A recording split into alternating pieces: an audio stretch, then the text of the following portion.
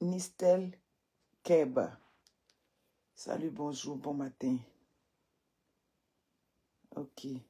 Attends.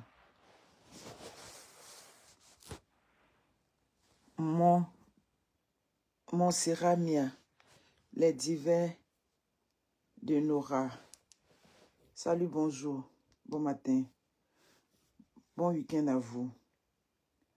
Yaba Rachel. Ila Lobo. Merci beaucoup. Bon matin, bonjour chez vous. Yassi Yekini Abouderrahman. Vous allez bien? Voilà, direct de conscientisation. Voilà, les femmes, les hommes. C'est que si chacun tire son profit de ça. Voilà. Aujourd'hui, 15h, heure de Montréal. Le direct avec intervention de notre soeur aux États-Unis. Oui, tantôt après ça, je me dis, vous savez que hier, la cuisine m'a pris du temps et puis je suis allée chercher ma petite fille à la garderie. Il fallait que je la surveille aussi le temps que son père vienne la chercher. Donc, ça a fait que je ne peux pas faire le direct tant annoncé. Mais aujourd'hui, le direct aura lieu. 15h, heure de Montréal. La sœur ivoirienne qui a ramené son mari aux États-Unis. Après 3 ans de relation, il lui a donné la green card. Il a eu 10 ans. Malgré les 10 ans, il réclame la maison qu'elle a. Oui, c'est normal, je ne suis pas prête. J'ai des courses à faire ce matin. On a plein de petites courses à faire. On doit aller chercher les... comment on dit? On doit aller au magasin pour chercher les meubles. Vous savez qu'on veut changer tout dans la maison. Donc, on a beaucoup de courses à faire. Je ne suis pas encore prête à me réveiller, mais ce direct, il fallait que je le fasse. Donc, elle a ramené ce monsieur. Après 3 ans de relation, aujourd'hui, il se sépare. Il se sépare, il veut la maison. Alors que lui, son salaire passe à Abidjan depuis les 3 ans. Voilà. On va décrire un phénomène. Il n'est pas le seul. Voilà. Il vous a dit, il dit que vous n'allez pas m'aimer. Parce que ce que vous faites, ce n'est pas normal. Voilà. Quand ce n'est pas normal, moi, je décris ça. Vous immigrez. Vous êtes nombreux comme ça. Ce n'est pas lui seul, hein. Vous êtes nombreux. Vous immigrez au Canada, vous immigrez en France, aux États-Unis, et votre salaire continue de passer. Mon frère, tu ne travailles pas. Pourquoi ton salaire passe à Abidjan? Pourquoi ton salaire passe? Voilà. Oui, il est 8h30 ici aussi, États-Unis. Ok, à Indiana. C'est Indianapolis. Ok, à Indiana. Ok. Voilà. Voilà. Yaba Rachel, comment vas-tu? Partagez pour que ça monte un peu. Un direct matinal. 8h31 à Montréal. Il n'y a pas de problème. Si ce salaire-là est déclaré, mais aujourd'hui, c'est parce que ce salaire n'est pas déclaré qu'il est considéré comme personnage vulnérable. Quand je parle de vulnérable, je parle de vulnérable financièrement. C'est comme ça. Il a une santé financière qui est fragile, lui. Santé financière, là, ça, c'est moi qui envoie ça sur les réseaux sociaux. J'entends ça dans les directs là-bas. Ça, c'est une expression ici au Canada. C'est moi qui ai employé ça sur les réseaux sociaux, la santé financière. Donc, là-bas, il prouve que la santé financière n'est pas bonne. Donc, on veut lui accorder tous les droits. Mais la santé financière n'est pas bonne. Mais en ce moment, lui, il reçoit l'argent au Abidjan qu'il prend pour nourrir sa famille. Tu nourris ta famille avec l'argent Abidjan et toi, tu veux bloquer la maison que la femme a achetée pour ses enfants. Donc, je lui ai dit que pour que ton direct passe, il faut que tu parles à visage ouvert. Les gouvernements de Côte d'Ivoire vont voir ton visage. Ils vont comprendre qu'il y a quelqu'un qui est aux États-Unis depuis 3 ans. Sa femme interpelle le gouvernement de Côte d'Ivoire comme quoi que il est aux États-Unis. Son salaire passe depuis 3 ans. Voilà. Donc, ça dit, le gouvernement aussi peut bloquer ça pour que toi aussi, ça te revienne. Ou bien ils vont... En tout cas, bref, elle va expliquer. Donc, ce direct-là sera à 15h. Oui. Le roi a des petits trucs. Il y a son ami qui fait l'anniversaire de son enfant. On va faire un petit tour. Il a un collègue aussi qui a... Sa femme a accouché. Ça fait bientôt 3 mois. Il a dit, papa, l'enfant là va avoir Bab et puis on va pas partir là-bas. On va faire un petit tour là-bas. Donc, on a un peu une journée chargée. Mais quand on revient, je vais lancer ce direct-là. Je vais annoncer l'heure exacte. Elle va parler. Elle va vous expliquer tout. Comment ça s'est passé. Ok. Même ici, son salaire... Oui, ils font ça là-bas. Ah, Christiana. Aman, faut pas qu'elle fasse ça. Pourquoi? Explique-moi. Maman, tu es une femme ou bien tu es un homme. Tu trouves ça normal? Lui, son salaire passe là-bas. Aux États-Unis, il est considéré comme personnage vulnérable financièrement. Vous comprenez? Il est considéré. Donc, c'est parce qu'il est considéré comme personnage vulnérable qu'il veut prendre sa maison, qu'il veut s'accaparer le bien qu'elle a payé pour ses enfants. Alors que toi, ton salaire passe à Abidjan, tu nourris ta famille. Tu nourris tes vieilles sœurs qui ne travaillent pas. Tu nourris tes parents. Alors que tu es un homme marié. Le salaire du mari appartient à la femme et à ses enfants. Le salaire de la femme appartient à son mari et à ses enfants. Tu n'assures rien ici. Sous prétexte que tu es vulnérable financièrement. Voyez-vous, hein? Donc, je veux savoir, faut pas avoir fait ça là, c'est pourquoi. Bien, faut me dire, pourquoi? Tu as compris, maintenant je t'explique. Voilà pourquoi. C'est ça. Parce que là-bas, il est considéré comme sans revenu. C'est pour ça qu'on veut lui donner la maison. Merci beaucoup. C'est pour ça que je prends souvent le temps d'expliquer avant d'attaquer les gens maintenant. Tu n'avais pas compris, je t'explique. Donc, vous comprenez. Donc, elle va intervenir dans le direct. Elle a travaillé de nuit. Je lui ai dit, repose-toi bien. On va faire ça. Voilà. On va faire ça. Je vais m'arranger au plus tard 15 h. Je vais être là pour qu'il fasse 15 h. Il est 19 h à Abidjan. Il est encore jour. Il ne fait pas très tard dans les autres pays pour que le direct soit suivi. Merci beaucoup. N'oubliez pas, Yes Beauty toujours. Même si je ne suis pas présentée, c'est toujours les belles perruques de Yes Beauty. Voilà le temps des fêtes qui arrive. N'hésitez pas à commander vos perruques Yes Beauty. Les terrains, quand je m'en vais à Abidjan, le prix des terrains change. Voilà. Je m'en vais à Abidjan, je ne sais pas quand d'abord. Mon calendrier est très chargé en cette fin d'année jusqu'en début d'année. Mais je vais aller à Abidjan rapidement pour un petit 10 jours. Et puis je reviens. Je mets juste pour présenter les terrains parce que les premiers papiers vont commencer à sortir. Donc, je m'en vais, si vous voulez, pour affaire Abidjan. Merci beaucoup. Monsieur Magadi sera à Abidjan le 17 décembre. Du 17 décembre au 4 janvier. Il sera à Abidjan. Je vais faire passer l'annonce. J'ai déjà commencé. Voilà. Et il va recevoir. S'il vous plaît, il y a quelque chose que je ne vous ai pas dit, mais ce n'était pas nécessaire. Quand vous partez rencontrer M. Magadi, Mbiayaou, ce n'est pas Bella. M. Magadi a des bureaux ici à Montréal. Sur la rue Saint-Antoine. La rue Saint-Antoine, c'est au downtown, c'est au centre-ville. C'est pignon sur rue. Donc, M. Magadi, quand vous partez le rencontrer, étonnamment, c'est payant. On peut demander si c'est payant. On s'en va voir quelqu'un pour des conseils d'immigration. Oui, c'est ma tante qui est en France, qui est impacteuse de l'impacteuse. Oui, c'est vrai, ta tante est mon impacteuse. Mais M. Magadi a ses bureaux. Les bureaux où il est ici au centre-ville, c'est pas les bureaux de sa, c'est pas une entreprise familiale, c'est pas les bureaux de sa famille. Il a dit qu'il a été confronté à ça. Vous venez, vous demandez, c'est payant. Mais mes amis, c'est payant. C'est des prestations qu'il donne. Il a dit, il y a deux couples qui sont arrivés. Un Nigérien et puis un Ghanéen qui sont mariés à des Ivoiriens, à des Ivoiriennes. Qui sont arrivés, c'est eux systématiquement. Dès qu'ils sont arrivés, c'est eux, ils ont été les premiers à poser la question, ça coûte combien? Et puis eux, ils ont donné. Mais nos frères ivoiriens, ils étaient un peu surpris. Je comprends, c'est le système francophone qui nous fatigue. Et sinon, les conseils sont payants. Voilà, maintenant, c'est combien là? Rentrez dans mon inbox, je vais vous dire. Voilà, on ne peut pas aller rencontrer un conseiller en immigration, on va demander si c'est payant. D'accord, c'est payant. Si vous partez le voir à Abidjan, c'est payant. S'il vous plaît. D'accord. Mes amis, partagez le direct. Je vois que déjà vous êtes montés pour un direct dans le noir. C'est bon. Je vous aime comme ça, ma petite communauté. Je suis trop fière de vous. Merci beaucoup. Merci pour le soutien. Grâce à vous, on va sur la bonne ligne. Mes amis, je vous raconte l'histoire d'une de notre sœur ivoirienne. Vous savez, récemment, on a parlé des gigolos. Vous savez que moi, j'étais une ancienne Kiza. Je vous avais dit ça. Hein? J'étais une ancienne Kiza. C'est-à-dire, j'avais mon chic studio. J'avais ma chic maison quand j'ai rencontré le roi. Merci beaucoup, Yaba Rachel, la secrétaire attitrée. J'avais mon chic studio à Angré. Quand au hasard d'une rue, un après-midi, je passais devant la maison du roi. La maison du roi, c'était un grand immeuble. Vous voyez, pharmacie des Allées, on dit qu'ils ont construit une station là, mais je ne suis pas encore partie là. Depuis quand je suis partie à Abidjan, je n'ai pas pu. Là où ils ont construit une station, mais en face de pharmacie des Allées, C'était le gros, c'est-à-dire la grande maison de mes beaux-parents ici aux États-Unis. C'était leur maison. Ils ont vendu cette maison-là. C'est là que je passais avec ma copine Blandine quand j'ai connu le roi. Et quand je l'ai connu, après ça, je suis partie en voyage. Et chaque fois, il demandait à ma copine, mais ta soeur là. Bref, quand je suis venue, il m'a dit, ah, Moumou, et c'est que le gars là, il est tout chaud. Il dit, ah, il faut le laisser. Le jeune qui était au bord de la cabine. Il dit, oui, mais Moumou, il allait bien, tout et tout. C'est ce jour, la premier rendez-vous.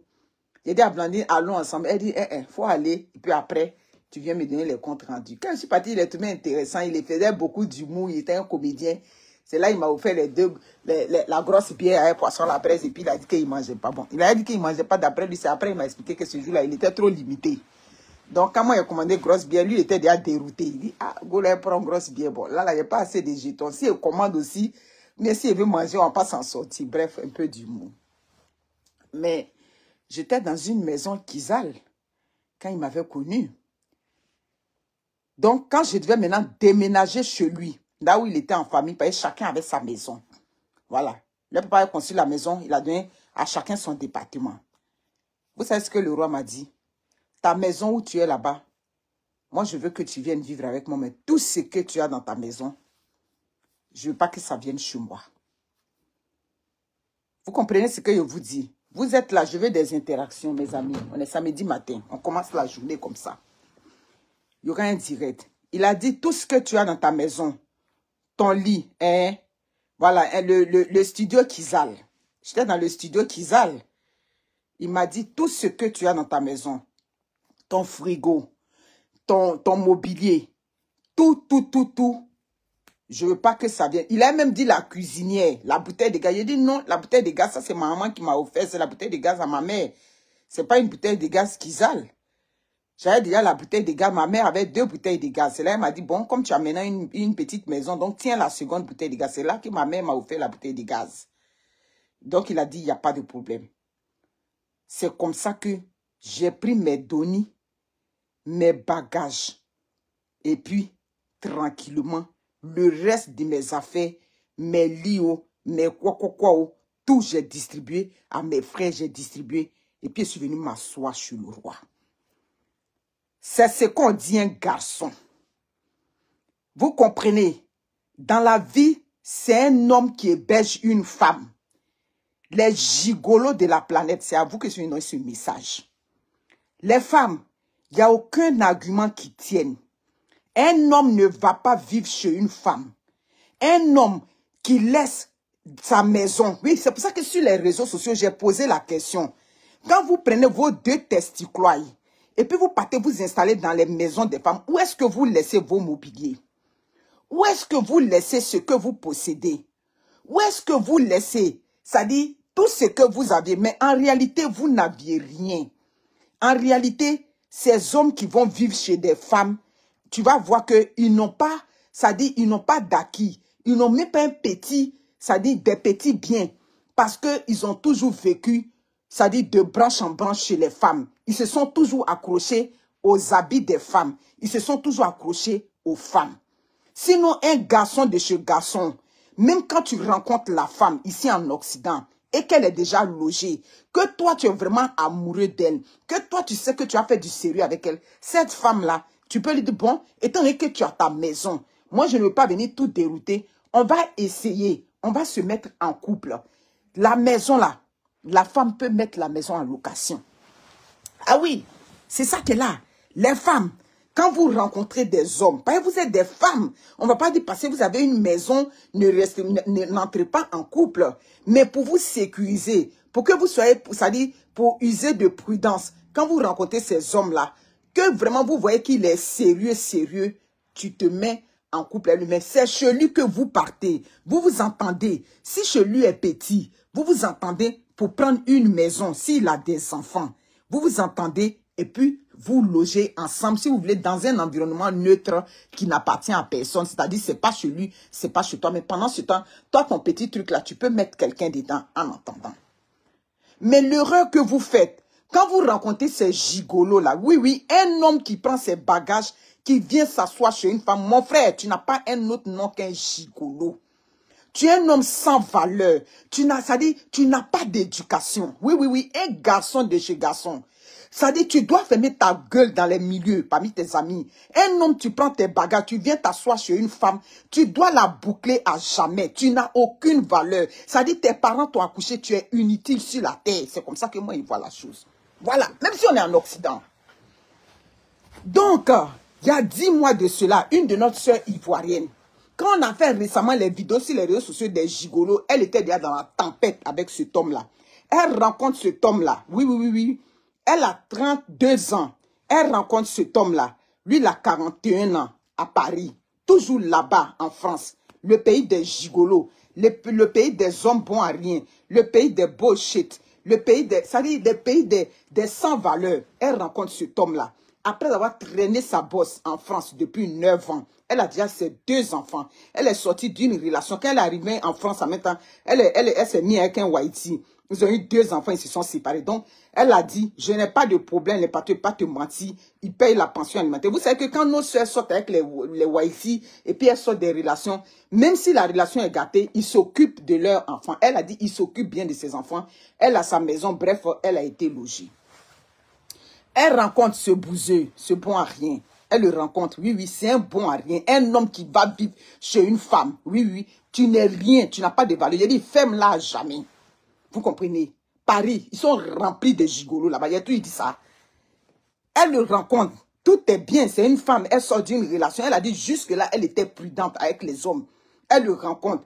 Tout de suite, il a commencé à se faire gentil. Mais pourquoi il s'est fait gentil? Il se fait gentil parce qu'il voit que tu as des acquis. Il voit que tu es une aide-soignante. Il voit que tu as 2 enfants. Tu es bien logé, tout et tout. Monsieur a commencé à se faire gentil. Mais maman, avant qu'il se fasse gentil, demande-lui, là en Gréani, tu es à quelle place exactement? C'est ça. Il se fait gentil, c'est parce qu'il voit que ton standing est plus élevé que pour lui. C'est parce que quand il a sous-pesé, il a pesé, il voit que celle-là, il faut qu'il me fasse doudou avec elle parce qu'elle a déjà une maison, elle a déjà un travail, elle a déjà une voiture. Maman, c'est à cause de ça il s'est fait gentil avec toi. C'est ça qu'il a. Il ne se fait pas gentil parce que tout de suite, il est en grand amour avec toi. C'est tout nouveau, tout beau. C'est parce qu'il analyse, il regarde, il essaie de voir que vraiment, celle-là, si je m'accroche à elle, je vais avoir gain de cause. Tout de suite, ils ont commencé à vivre. Au bout de 2 mois et demi, c'est elle-même de ses propres propos dans sa bouche. Au bout de 2 mois et demi, tout de suite, le monsieur a commencé à parler de « on va vivre ensemble, on va vivre ensemble ». J'ai dit, mais quand il a commencé à te dire, on va vivre ensemble, là, le on, là, c'était pour aller vivre où? C'est ça. Mais c'est ça, il y a des choses non négociables. Merci, Annabelle et Marie. Je lui ai demandé, mais tu croises un homme, il est en train de dire, on va vivre ensemble, on. Mais pose-lui la question, le on, là, c'est où? Où est le lieu de on? Mais l'homme te dit, on va vivre ensemble là. Toi, tu dois essayer de peser dans ta tête. Tu dois essayer d'analyser dans ta tête. Mais le on qu'il est en train de me dire, c'est où on s'en va vivre.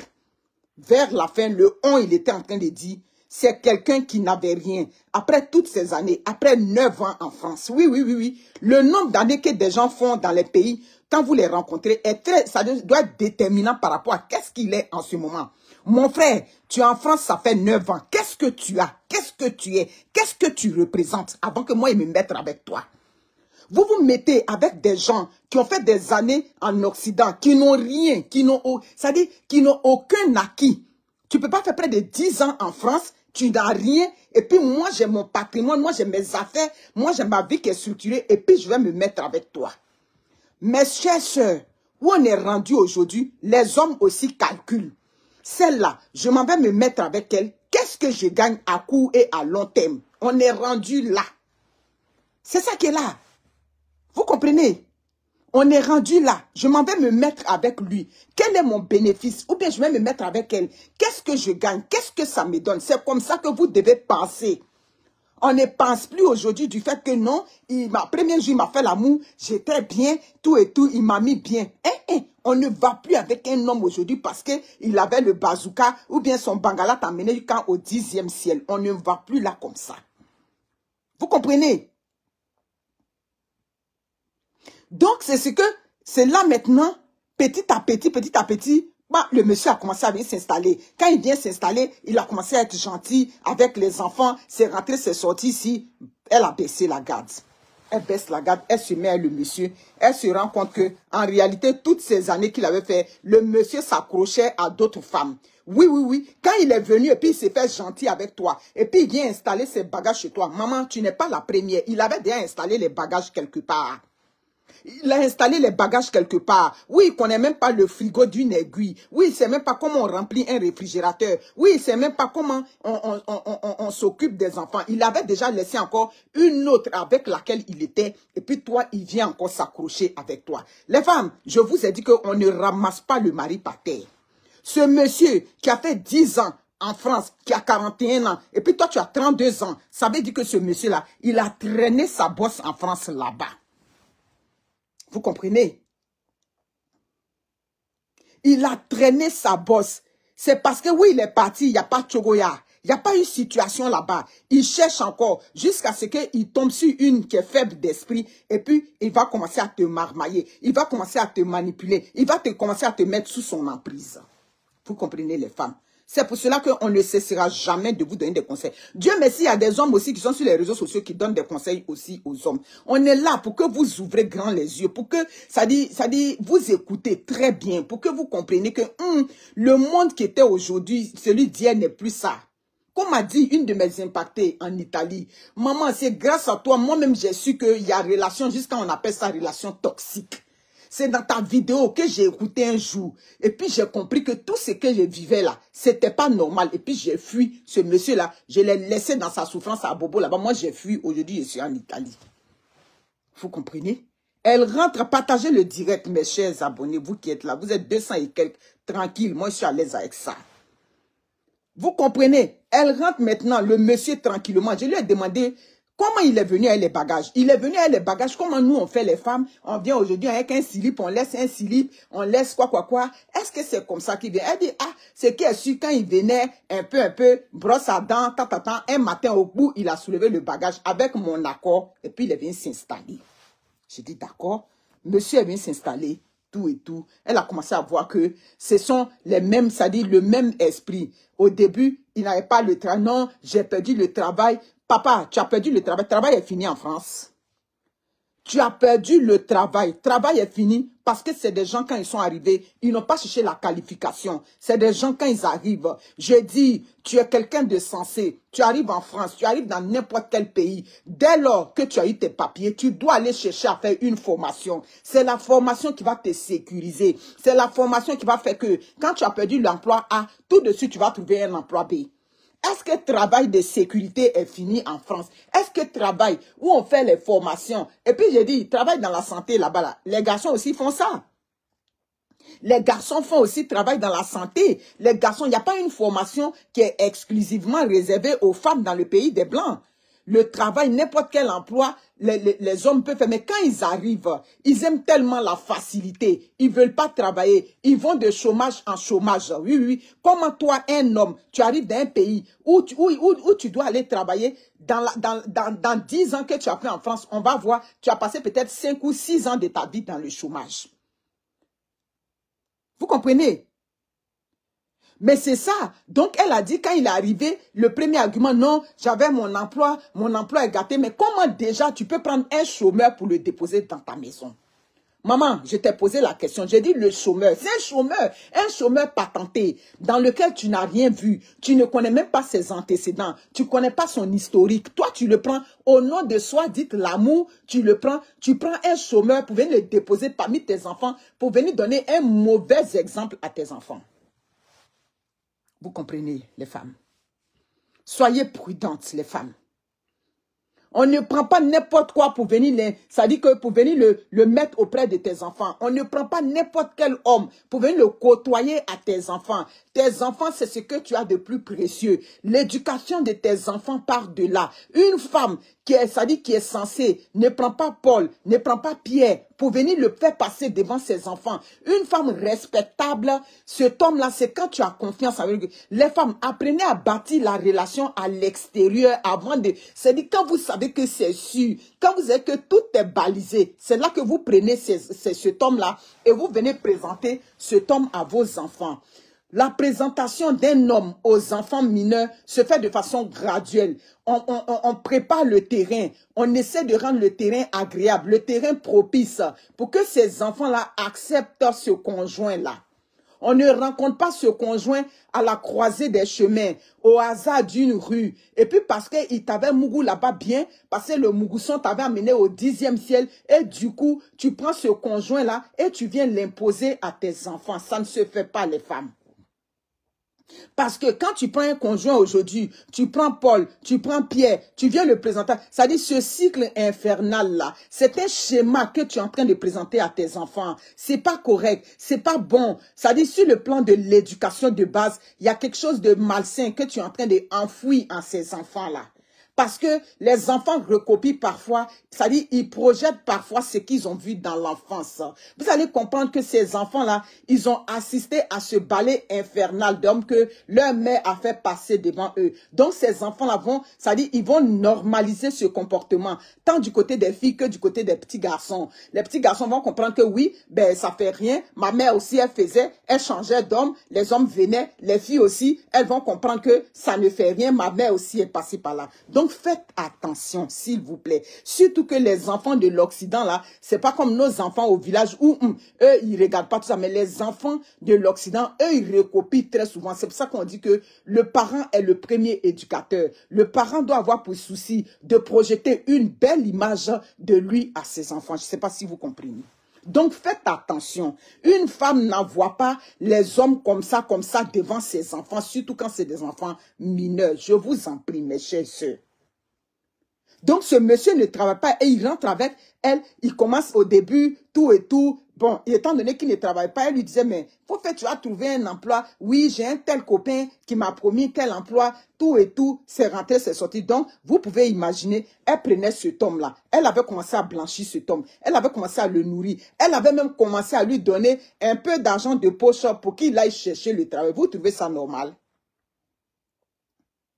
Vous trouvez ça normal? Et ces hommes-là, quand ils viennent, il y a une complicité que en tant que parent, vous avez avec vos enfants. Oui, il y a une complicité que tu as avec tes enfants. En tant que mère, il y a des petits trucs que tu essaies de tolérer avec tes enfants. C'est ta façon à toi d'être bien avec tes enfants. C'est comme moi, il y a des bêtises que ma fille aurait pu faire quand elle était petite. D'autres parents allaient crier, d'autres parents allaient taper là-dessus. Mais moi, je peux adopter une autre stratégie. Non, ça, tu dois pas faire ça. Non, c'est quoi? Tu as une petite complicité avec tes deux enfants, avec tes enfants que tu as dans ta maison avant que ce monsieur-là rentre dans votre vie. Du coup, tu vas voir qu'il y a les prémices d'une petite jalousie. Il va te dire, ah, toi, tu gardes trop tes enfants. Pourquoi tu fais? Mon frère, ce sont mes enfants. Comment je sens que l'éducation est bien pour mes enfants? Ce que je sais que c'est bon pour mes enfants. Ce que je sais que ça ne peut pas porter préjudice à mes enfants, tant à la maison qu'à l'extérieur. C'est comme ça que je dis que mes enfants. Vous allez voir que ce monsieur-là, tout de suite, il va commencer à remettre, ça dit que ton autorité parentale vis-à-vis de tes enfants, il va commencer à la remettre en cause. Il va commencer à dire, tu élèves mal tes enfants. C'est rentré, c'est sorti. Mais mon frère, tu as quelle expérience pour venir me dire que moi, j'éduque mal mes enfants? Je veux savoir, tu as 41 ans. Les enfants que tu as fait là, tu les as distribués dans la nature en France là-bas. Ils sont nombreux comme ça. Ils ont beaucoup d'enfants qu'ils ont distribués de mères différentes. Ils sont même pas capables d'assurer ne serait-ce que la pension alimentaire des enfants. Ils sont même pas capables d'assurer ce qu'un père doit assurer vis-à-vis de son enfant. Et ce monsieur-là, quand toi tu le rencontres, c'est ce monsieur qui a venu te donner des ordres dans ta maison. C'est ce monsieur qui a venu te dire que non, comment tu élèves ton enfant, les problèmes vont commencer à partir de là. Et les problèmes avaient déjà commencé. Il trouvait que oui, tu gardes tes enfants, c'est rentré. Un matin, elle lui a dit, mon frère, pour le moment, il faut trouver le travail. C'est non, il faut trouver. Oui, mais tu ne peux pas me mettre la pression. Moi, je n'ai pas d'entreprise ici. Les problèmes avaient commencé. Elle avait commencé à nourrir ce monsieur. Elle a commencé à le blanchir. Elle a commencé à faire. Elle a dit que même petit savon à la maison, c'est qu'il savait le matin, il sort de la maison. Oui, j'ai un copain qui m'a dit, il y a du travail vers Porte de Bagnolet là-bas. On m'a promis le travail. Il s'en va à Porte de Bagnolet. Il passe toute la journée là-bas, c'est jusqu'à quand il revient, il n'y a rien. Mes amis, partagez le direct. Vous comprenez les femmes. Je le dis souvent, Le choix d'un partenaire est déterminant. Les femmes, c'est dans l'esprit des Africaines. Quand on dit non, quand tu es en train d'atteindre 40 ans, tu ne dois pas trier. Une femme doit trier un mari. Une femme doit trier un partenaire. Mais attends, le mariage, c'est quelque chose de déterminant. Mais plus l'âge avance, c'est là même tu dois essayer de revoir. Pour essayer de voir. Mais, excusez-moi, pour essayer de voir cette relation dans laquelle je m'embarque, est-ce que ce monsieur-là, je peux faire long feu avec lui? Mais c'est à une jeune fille, on peut dire non, comment on peut, faut pas trier, parce qu'à tout moment, tu peux changer. Mais là, tu es rendu une femme majeure, tu es rendu une femme adulte. Mais il faut bien que tu regardes ce que tu es en train de prendre. Mais donc, tu vas prendre aujourd'hui, tu finis de passer le temps, tu as présenté ce monsieur à tes enfants, tu as même fait la dot avec ce monsieur-là. Et puis, tu te rends compte que bon, il n'est pas bien. Tout le monde avait eu l'espoir que, ah, Dieu merci, oh, ça a pris longtemps pour qu'elle trouve son mari. Mais elle a trouvé enfin son mari. Et puis, au bout d'1 an, 2 ans, patatras, tu te rends compte que ce monsieur-là, ça ne valait pas la peine. Tu vas changer au fur et à mesure. Non, les femmes, plus le temps avance, mais plus vous devez revoir les critères, plus vous devez voir que mais cet homme-là, avec ce comportement qu'il a, est-ce que c'est normal? C'est pas normal qu'en Occident, une femme prenne un homme qui a dit qu'il se cherche, un homme pour venir le déposer chez elle à la maison. Oui, oui, oui. Ne déposez pas les hommes chez vous à la maison. Ne prenez pas les hommes. Un homme qui va vivre chez une femme, c'est un gigolo. Il n'y a pas un autre nom pour lui. C'est ça qu'elle a. C'est de la facilité. Mais toutes ces années que lui, il a fait en France, il n'a pas des économies pour se prendre une maison quand il rencontre une femme. Tu rencontres un homme qui a fait 10 ans en Europe, qui n'a pas d'économie. Maman, tu fais quoi avec lui? Mais si tu n'as pas ici, il n'a pas d'économie, il n'a rien. Ça veut dire que c'est sur toi qui va s'épuiser. Ça veut dire qu'à un moment donné, tu vas aller puiser dans ce qui appartient à tes enfants pour entretenir cet homme-là. Mais demandez à ces hommes-là, en 10 ans, qu'est-ce que tu as fait de ta vie? En 10 ans, où est-ce que tu étais? Qu'est-ce que tu faisais? Tu travaillais où? Mais demandez l'historique de ces hommes-là avant de vous mettre avec eux. Oui, je suis dans le noir, comme j'ai expliqué au début de Aïdara Touré. Comment tu vas, mon époux? Je suis dans le noir parce que la journée est trop longue, il y a beaucoup à faire. Donc, après, je vais me lever. Demandez à ces hommes-là. Mon frère, tu dis ça fait 10 ans que tu es en France. Vous comprenez? Ça fait 10 ans que tu es en France. Mais en 10 ans, mais vous n'êtes pas des femmes que les hommes vont venir pleurer, c'est-à-dire leur souffrance antérieure sur vous. Mais toi, tu l'as rencontré, et puis c'est sur toi, lui, il vient pleurer sa souffrance dans laquelle toi, tu n'as rien vu. Son ex-femme l'a maltraité. Oh. Il paye 10 milliards de pensions alimentaires pour son ex-femme. Oh. Ma soeur, ce n'est pas ton problème. Tu ne dois pas prendre la souffrance d'un homme où toi, tu n'as rien vu. Et puis, c'est toi qui vas dire Yako ou bien Asia. Et il y a mes soeurs aussi. Elles n'ont même pas pitié. Maman, tu ne connais pas ce qui s'est passé. Vous comprenez? Tu ne connais pas ce qui s'est passé. Quand il va venir te raconter, là, lui, il va te raconter, ça dit, il va te raconter la part belle. Il va mettre les choses de son côté. Donc, vous n'êtes pas là pour avoir pitié des hommes. Et ces hommes auxquels vous prenez la pitié dès le début, vers la fin, c'est eux qui deviennent katanga sur ta tête. Ces gens d'hommes-là, c'est lui qui casse tes cheveux des mains. C'est ça. C'est parce qu'il n'a rien qu'il est encore célibataire, merci. C'est parce qu'il n'a rien. Toi, tu as déjà quelque chose de bâti. Et le problème, c'est que quand vous rencontrez ces hommes-là, même si demain vous allez au mariage, vous avez des enfants, vous ne protégez pas l'acquis que vous avez avant d'embarquer dans le mariage avec cet homme.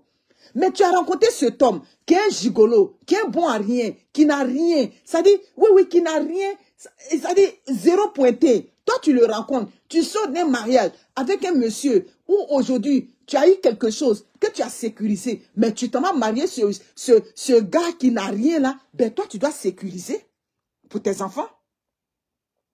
Tu vas voir que demain, c'est ce gars-là, tu as des Django sur ta tête, comme dit Kassi Yekini. Mes amis, elle avait ce monsieur pour aller faire les petites courses, oui. Et puis, malgré qu'ils n'ont rien, c'est lui qui va réclamer sa masculinité devant toi dans la maison. Mon frère, tu es gigolo. Tu es venu vivre chez moi. Tu n'as rien à réclamer en tant qu'un gigolo. Si tu veux que je te donne ta place d'homme, tu me reçois chez toi. Si tu veux que je te donne ta place d'homme, tu prends, on s'entend nous deux. On peut faire pas égal même pour prendre la maison. Je n'ai pas de problème avec ça. Voilà. Si la relation est bonne, si c'est une relation qui est saine, je donne ma part, tu donnes ta part, on prend une maison où nous deux, en fonction du nombre de nos enfants, on reste dans cette maison. Mais tu ne peux pas venir vivre chez moi et puis tu vas te réclamer homme. Mais tu n'es pas un homme dès lors que tu viens vivre chez moi. Donc, toi aussi, pendant que les gens chantent la soumission sur les réseaux sociaux, toi aussi, tu vas t'attendre à ce que je te donne la soumission. Depuis quand on donne la soumission à un gigolo qui vient vivre chez toi? Hein? Un gigolo aussi, on donne soumission à un gigolo?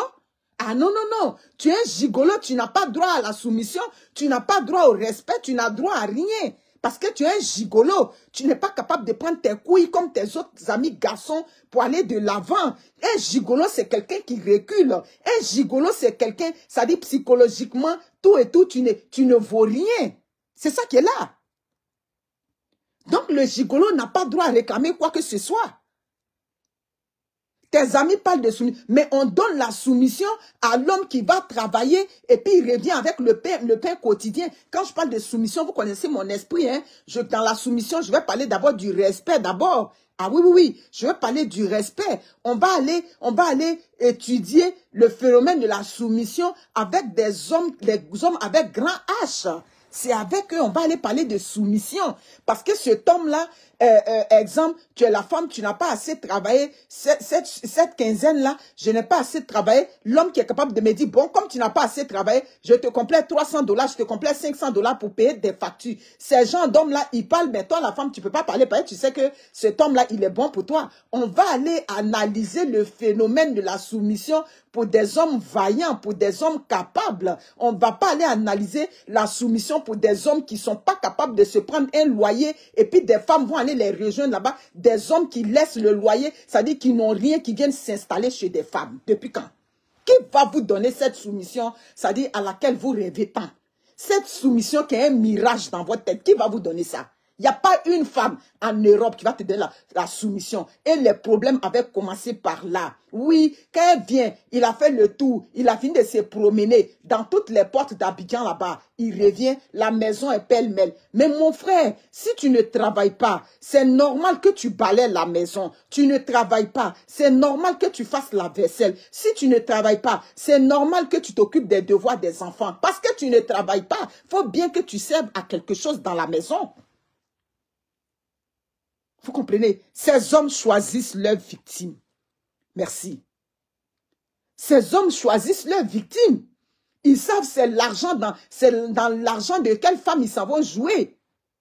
Mais ils ne choisissent pas ces femmes-là au hasard. Ils choisissent ces femmes-là, c'est-à-dire en apparence, elles paraissent bien tout et tout. Elles ont une maison, elles ont une voiture, elles ont des enfants, elles ont une vie bien structurée. Mais à l'intérieur d'elles-mêmes, ce sont des femmes qui sont à la recherche de l'amour. Ce sont des femmes qui sont fragiles de l'intérieur. Donc quand ils tombent sur ces genres de femmes-là, ben c'est fini.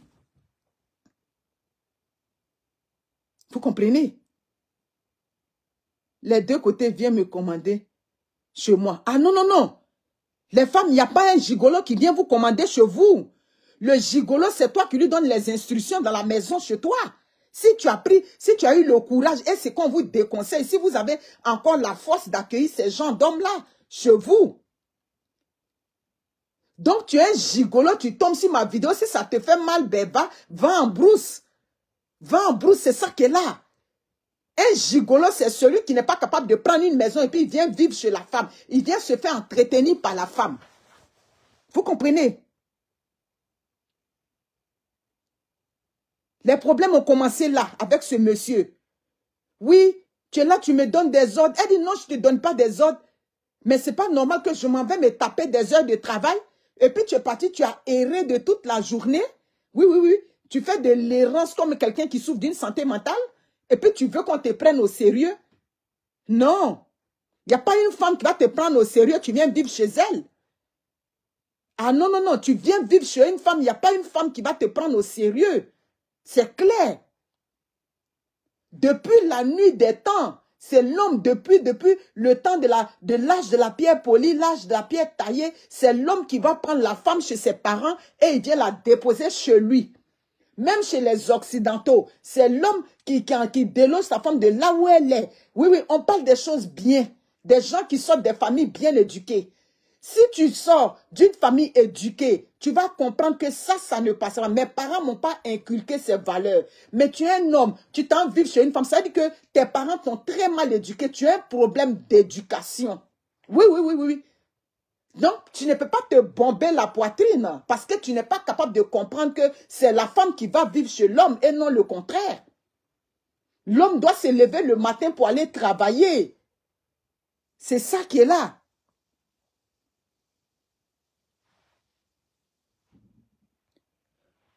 Oui, Jade Elisa Cradel, oui, on prend le gigolo, j'ai exprimé. Ces femmes qui prennent des gigolos, ça veut dire qu'il y a une faiblesse quelque part. Quand j'ai écouté le message, partagez le direct pour qu'il monte. Je vois que vous êtes là, ça monte, mais partagez le direct.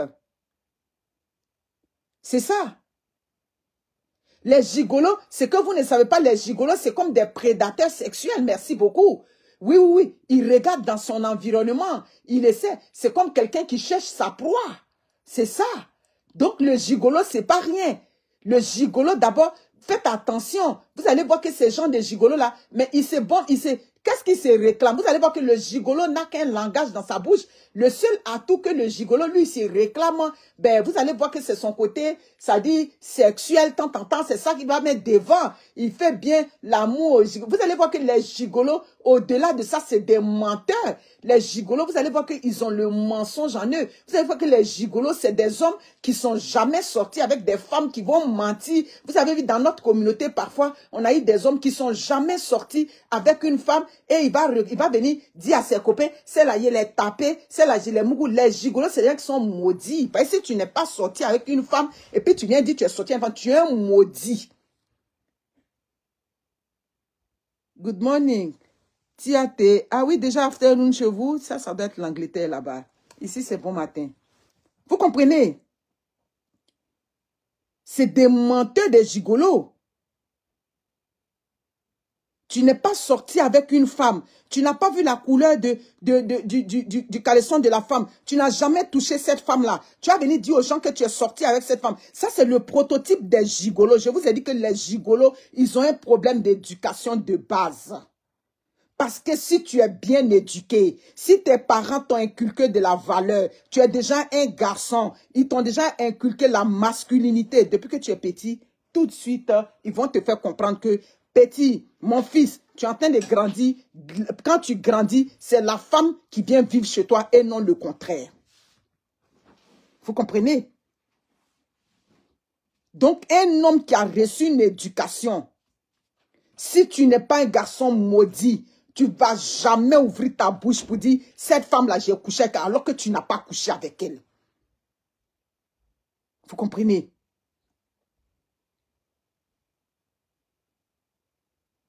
Voilà, la gigolo dance. Et tu as venu te vanter. Un homme même qui est bien éduqué, il ne va jamais ouvrir sa bouche. Parce que souvent, la femme a des relations, elle ne veut même pas que... Oui, la femme a le choix de garder une relation secrète. C'est le choix revient à la femme. La femme peut être sortie avec toi. Elle veut garder cette relation-là secrète.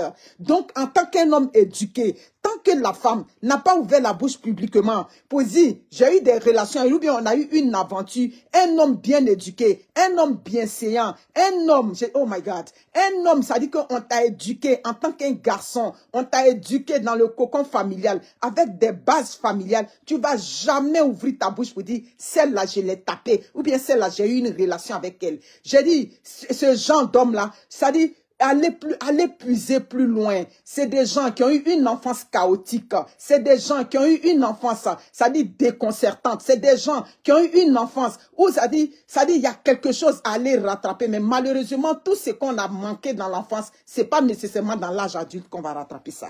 Je ne sais pas si vous comprenez. Mais nos agissements, comment nous sommes, tout part de notre enfance. Tout part de loin, loin, loin. Ça ne vient pas de tout près ici où des gens voient ça. Oui, en tant que... Aujourd'hui, il y a les réseaux sociaux, il y a les médias sociaux. On regarde et puis on dit, bon, c'est le game ou bien c'est comme ça. Non, non, non, ça va plus loin. Ça va plus loin, loin, loin, loin, loin. Ça ne vient pas de là où... C'est pas quelque chose qui est à la surface. Donc, vous comprenez. Donc, c'est pour ça que les chers parents, on vous encourage à donner une éducation à vos enfants. Oui, oui, oui. Donnons une éducation à nos enfants, comme aux filles, comme aux garçons. Les garçons, il faut qu'on les éduque. Il faut que dès le bas âge déjà, on lance les prémices. Ça dit d'une bonne base, qu'on fasse comprendre aux enfants. Tu es en train de grandir. Voilà, il y a des choses que tu ne dois pas faire. Un garçon ne doit jamais mentir sur une femme avec laquelle il n'a pas eu d'intimité. Un garçon bien éduqué ne vient pas parler de l'intimité d'une femme qu'il a connue. Mais ça, c'est le prototype des gigolos. Vous comprenez? Donc, ce travail-là, ça se fait depuis l'enfance. Mais quand on a manqué ça, quand on a manqué une marche, il grandit avec ça. Et puis, malheureusement, ça devient un désastre, comme ce à quoi on assiste de nos jours. Les problèmes ont commencé avec lui. Ce gigolo qui est venu habiter chez elle. Les problèmes ont commencé, ça n'allait plus. Tu s'occupes d'un homme à temps plein. Attends. Ben, c'est sûr, c'est sûr. Une femme qui accepte un gigolo chez elle, il y a un problème de... Il y a le manque de confiance, c'est clair. Ah non, ça c'est non négociable. Il y a un manque de confiance. Ali Ouattara, j'ai dit son nom. Ali Ouattara. J'ai dit son nom. Hein? Donc c'est toi qui le reconnais en tant qu'un gigolo. C'est son nom, j'ai dit ici. Je te pose la question. Pourquoi tu as supprimé? Fallait pas supprimer, fallait laisser. Vous comprenez? Les problèmes ont commencé avec lui dans la maison. Elle m'a expliqué plein de détails jusqu'au jour où monsieur maintenant a tenté de frauder sa carte. Comment vous appelez? La carte bleue. Vous comprenez? C'est des gens sans vergogne. Il a tenté maintenant de frauder sa carte bleue avec plusieurs tentatives. Je lui ai dit, tu as eu la chance. Comment ça s'est fait qu'il a fraudé la carte? Elle a dit, ah, elle-même, elle ne sait pas. C'est quand la banque l'appelle, elle essaie de... Oui, la carte bancaire, la carte bleue. Quand il y a eu plusieurs tentatives, ils ont bloqué la carte. D'abord, avant ça, un jour, il y a eu une chicane. Elle lui a dit, mon frère, je te demande pardon. Je veux que tu partes de ma maison. Il n'y a pas de problème. J'ai pensé qu'on pouvait faire la route ensemble. Mais je vois que ça ne marche pas. Mon frère, pardon, je suis avec mes enfants. Je veux que tu partes. Dans je veux que tu partes là. Comme si on était au village. Pourtant, à Mangrogrique, on n'est pas au village. Comme si on était sous l'arbre à palabre. Comme si on était sous le baobab du village. Elle voit, il est en train de... Où elle lui a dit, il faut prendre tes bagages. Elle a fait ses bagages parce qu'elle ne voulait pas de scandale à cause de ses enfants. Monsieur est parti. Il est venu avec 3 patères, avec des cheveux gris, des patères. Vous connaissez les patères qui ont vieilli en France aussi. Et puis, il n'y a pas Tchogoya. Des patères à 50 ans passés, à 60 ans passés, qui luttent encore les HLM en France là-bas. Il a ramassé les 3 patères là quelque part pour venir demander pardon. Oui, il ne faut pas regarder ça. Ce sont ces genres de conseils que les gens donnent aux femmes ici. Ce n'est pas parce qu'il est chez toi. Oui, oui, oui, les patères aux cheveux gris qui n'ont rien réalisé, ni en France, ni à Abidjan. Oui, oui, oui. Un patère, tu dois réaliser quelque chose là où tu es. Jade Elisa, je ne suis pas aujourd'hui parce que je ne suis pas encore prête. Je suis encore dans le lit. Je suis dans le lit. C'est pour ça que je suis dans le noir. Je vais faire une vidéo cet après-midi en chose. Quand je vais être prête ce soir. Oui, oui. Un patère qui a de la valeur, ça veut dire que toutes ces années passées, oui, oui, on a toujours demandé l'argent à nous tous. Même dans demander l'argent là, tu dois te réaliser un petit lopin de terre mangrove au village. Mais il y a des patères, même mangrove, il n'y a pas un petit lopin de terre là-bas. Il n'y a pas une case en bambou au village. Il n'y a pas une case en terre cuite au village. Bon, S'il n'y a pas de cases même en terre cuite au village, oui, les maisons en terre rouge là, il n'y a pas de maisons en terre rouge. Le pâté, 60 ans passés en France, il n'y a pas quelque chose en terre rouge au village. Il n'y a pas non plus quelque chose en France. Bon, quelqu'un qui envoie ce genre de pâté pour venir te demander pardon, mais il faut analyser que c'est-à-dire, comme on dit au Québec, c'est la même gang. C'est le même groupe là. Il n'y a pas quelque chose de bon qui sort là-bas. Vous comprenez? Des pâtés, non, pas comme Gaspard. Non, Gaspard, Gaspard a une grande maison ici à Ottawa. Faut laisser. Gaspard, lui, c'est un vicieux. Vous comprenez?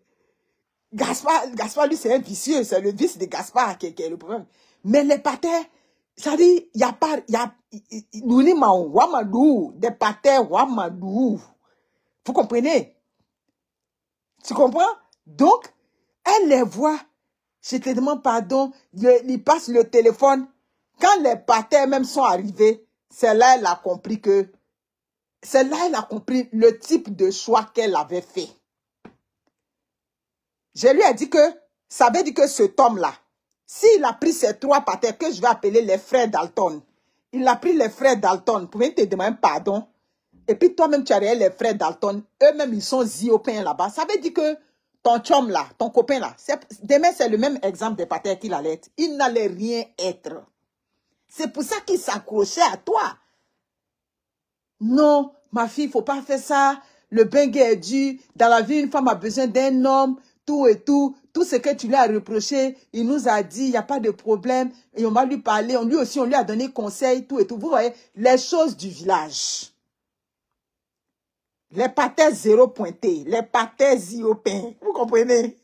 Des pâtés yougos. Des pâtés qui luttent encore des HLM. Là-bas.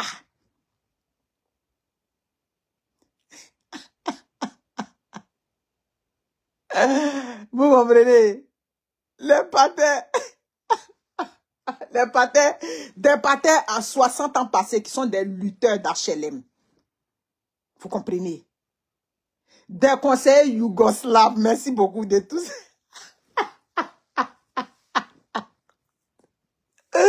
J'ai dit, quand elle m'a expliqué, j'ai dit, il était pâté. Elle dit, les pâteuses. C'est quand j'ai vu les 3 tontons rentrer chez moi, c'est là que j'ai compris qu'est-ce que je suis allé prendre pour venir déposer dans ma maison. Quand les tontons même m'ont dit où eux-mêmes ils vivent là-bas, j'ai compris. Mais si mon chéri fréquentait ce genre de tontons, ça veut dire que ça n'allait rien donner. Vous comprenez? C'est comme ça que première tentation de réconciliation, tentative de réconciliation, elle a laissé tomber. Mais le comportement, chasser le naturel, il revient au galop. C'est après ça, là, elle a vu que ce monsieur-là, bref, elle avait fait le mauvais choix jusqu'au jour où elle tente de faire une opération sur sa carte bancaire. La banque a dit, mais on a essayé de vous rejoindre, tout et tout. Il y a eu tentative de fraude sur votre carte bancaire. Aïe, tout et tout. Maintenant, là, le système de trucs est quand même développé.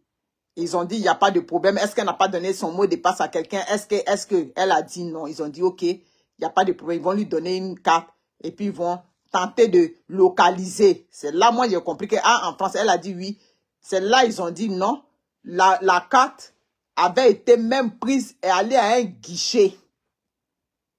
Vous pouvez imaginer. Donc, si on avait pris cette carte-là, qu'on allait à un guichet avec, ça veut dire que qui avait pris sa carte? Il est parti, il a tenté. Quand ça n'a pas marché, c'est là maintenant, il est revenu mettre la carte dans son portefeuille. Bref, il a tenté de siphonner son argent. Il avait voulu lui faire du viol, ça dit économique.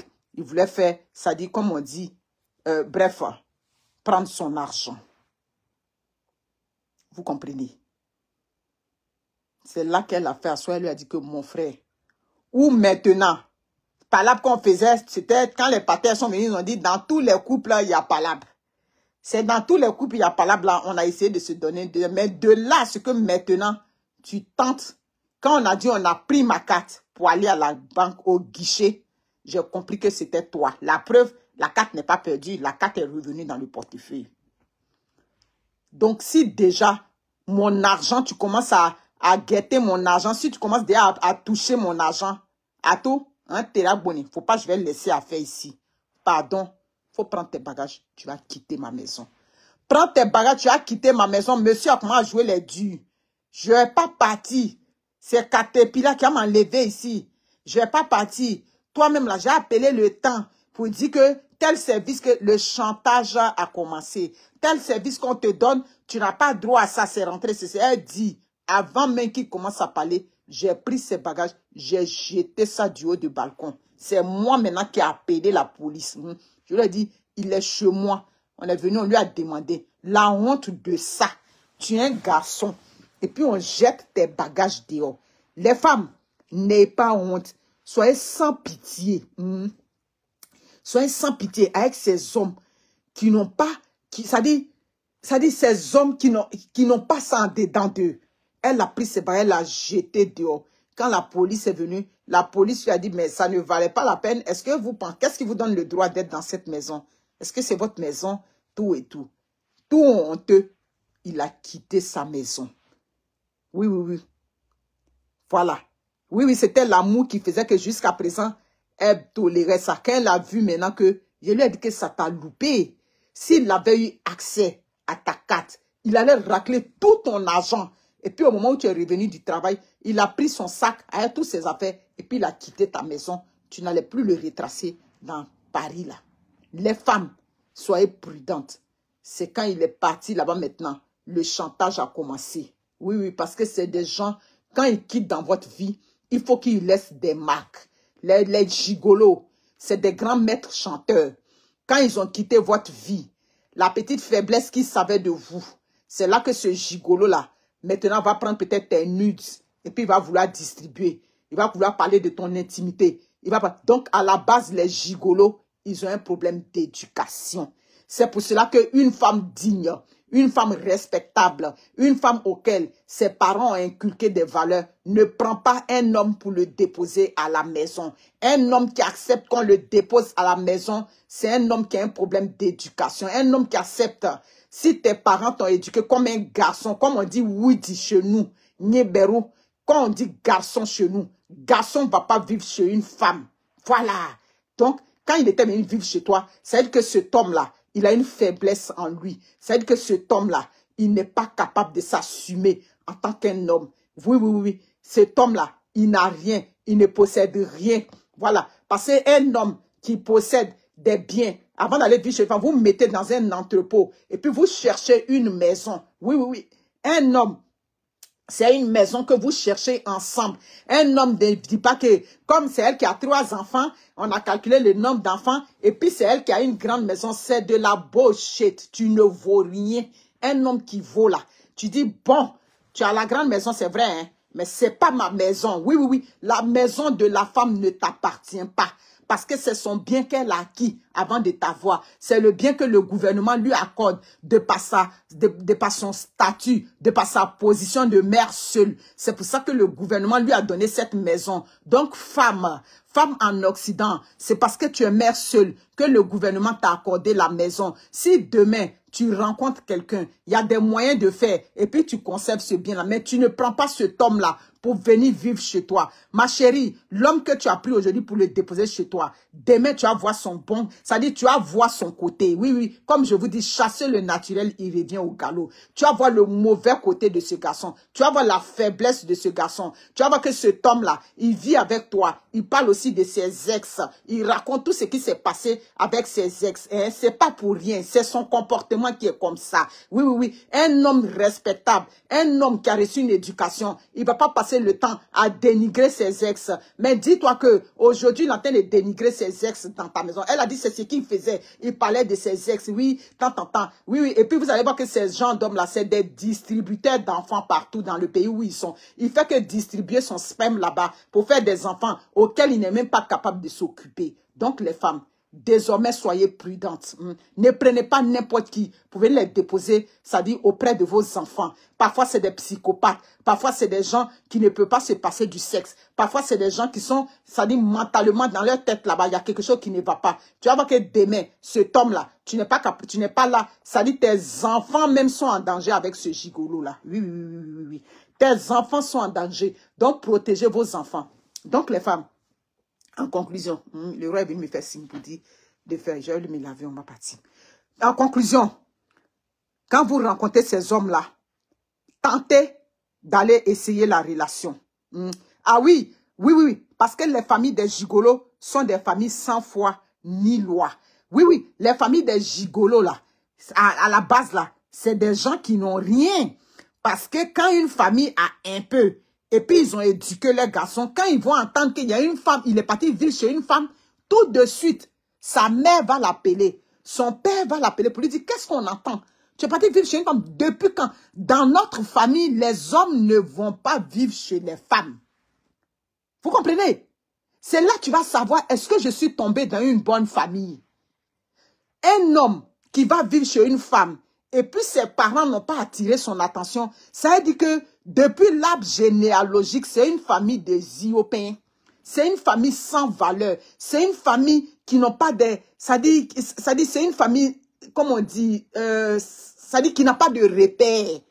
Sinon, une famille qui a des repères, et puis leur enfant fait cette goutte-là, et puis leur enfant fait cette incartade-là, tout de suite, ils vont appeler les garçons pour leur dire, depuis quand dans notre famille, depuis ton oncle Albert, jusqu'à ton oncle Zouzoua, jusqu'à ton oncle Tapé, dans notre famille, les hommes ne vont pas vivre chez les femmes. Mon fils, tu es le premier à faire ça dans notre famille. On n'est pas fiers de ça.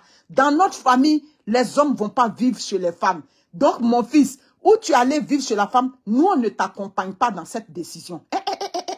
On se sent humilié, on se sent dégradé avec ce geste que tu es en train de poser. Reviens, ça dit que à aller chercher une maison, une famille digne, une famille stable. Pas les familles démontées là, pas les familles perdues au marché, les familles tombées au marché là. C'est eux qui acceptent que leurs enfants aillent vivre chez des femmes. Sinon, des familles respectables, des familles dignes, l'homme va vivre. Ça dit, il est là et puis la femme vient vivre. C'est l'homme qui assume ce rôle-là.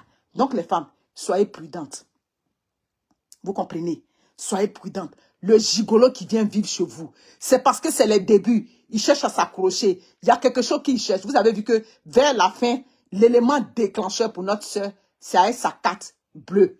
Il est parti détourner son argent. La seule chose qu'il a sauvée, il ne connaissait pas le code. Sinon, aujourd'hui, il avait tout raclé dans son compte. Donc, les femmes, soyez prudentes. L'amour, c'est bien, hein? Mais quand vous le rencontrez là, il n'a qu'à rester à distance jusqu'à ce que vous voyez que c'est quelque chose de stable et puis vous partez chercher une maison où vous vivez ensemble là-bas. Vous essayez. En ce moment, le bien que vous avez, la maison que vous avez, vous protégez ça. Protégez ça d'abord. Voilà. Pour que demain, quand ça ne va pas, maman, un terabonné, tu prends tes enfants, tu reviens là où tu étais. L'amour, c'est pas forcé. Voilà.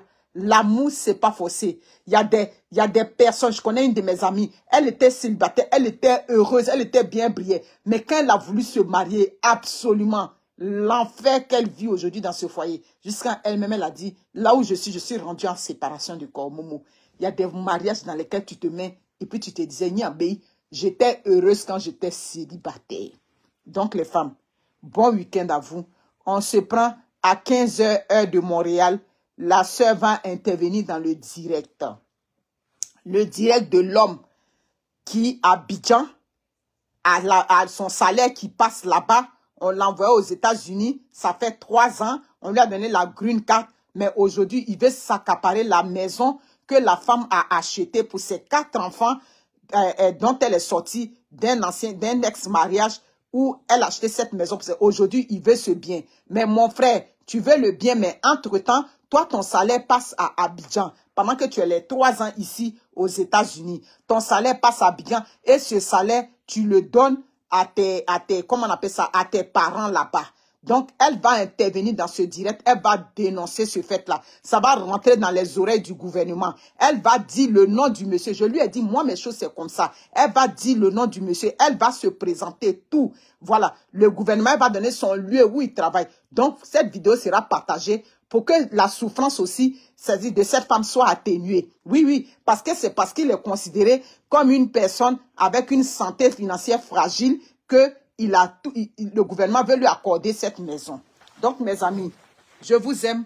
Prenez soin de vous. Que Dieu bénisse. Oh, quelqu'un m'a envoyé des étoiles. Merci pour les étoiles. Ciao.